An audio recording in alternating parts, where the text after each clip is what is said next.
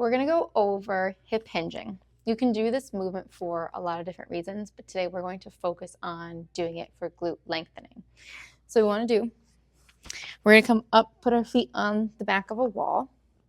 I'm gonna have this blanket here just for comfort under the knees. And what I want you to think is butt to the wall, like as if you're trying to shut a car door behind you.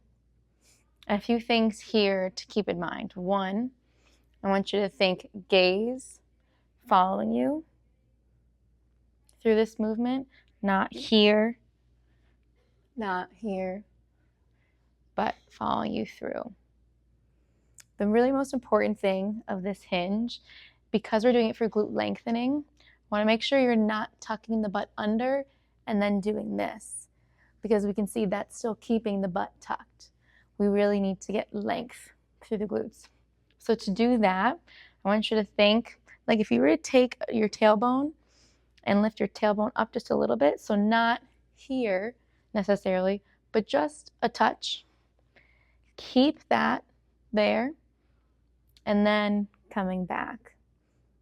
If you do it that way, you should feel more of a stretch through your glutes. Make sure you're doing that rather than if you think tailbone under and here, you might feel a little bit, but you're not going to feel as much of a stretch as if you actually untuck that tailbone. If we keep that tailbone tucked, it's going to kind of defeat some of the purpose of doing this exercise. The other thing you can think about, so we've got those bones that we kind of sit on in the back of our pelvis, in the back of our butt, we can kind of feel them.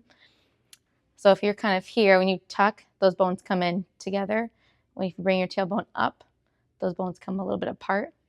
Think about those sits bones, those bones that we sit on, staying open. So try those two things. Try tailbone up. Try thinking those sits bones apart from each other, staying open, and give the hinge a try that way. Once that feels comfortable, then think including breathing. So thinking nice 360 inhale on the way back, nice relaxed exhale on the way up. If it helps, you can keep a hand on the tailbone to think about it up. You can keep two hands, sits bones, like in the back of the glutes, to keep them open.